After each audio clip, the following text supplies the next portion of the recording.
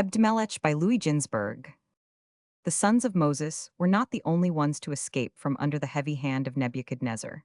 Still more miraculous was the deliverance of the pious Ethiopian Ebed-Melech from the hands of the Babylonians.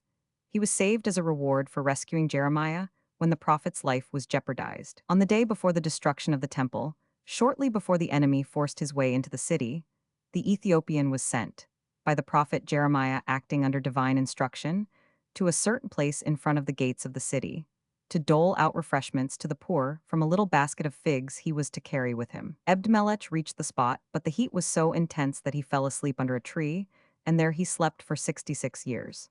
When he woke up, the figs were still fresh and juicy, but all the surroundings had so changed, he could not make out where he was. His confusion increased when he entered the city to seek Jeremiah and found nothing as it had been. He accosted an old man and asked him the name of the place. When he was told it was Jerusalem, Ebed-Melech cried out in amazement, "Where is Jeremiah? Where is Baruch? And where are all the people?" The old man was not a little astonished at these questions. How was it possible that one who had known Jeremiah and Jerusalem should be ignorant of the events that had passed 60 years before? In brief words, he told Ebed-Melech of the destruction of the temple and of the captivity of the people, but what he said found no credence with his auditor. Finally, Ebed-Melech realized that God had performed a great miracle for him, so that he had been spared the sight of Israel's misfortune.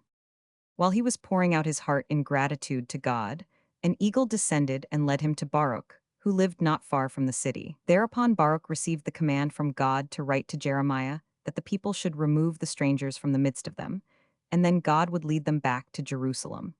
The letter written by Baruch and some of the figs that had retained their freshness for 66 years were carried to Babylonia by an eagle, who had told Baruch that he had been sent to serve him as a messenger. The eagle set out on his journey. His first halting place was a dreary waste spot to which he knew Jeremiah, and the people would come. It was the burial place of the Jews which Nebuchadnezzar had given the prophet at his solicitation. When the eagle saw Jeremiah and the people approach with a funeral train, he cried out, "I have a message for thee, Jeremiah. Let all the people draw nigh to receive the good tidings." As a sign that his mission was true, the eagle touched the corpse and it came to life. Amidst tears, all the people cried unto Jeremiah, "Save us! What must we do to return to our land?" The eagle brought Jeremiah's answer to Baruch, and after the prophet had sent the Babylonian women away, he returned to Jerusalem with the people. Those who would not submit to the orders of Jeremiah relative to the heathen women were not permitted by the prophet to enter the holy city, and as they likewise were not permitted to return to Babylonia, they founded the city of Samaria near Jerusalem. 58.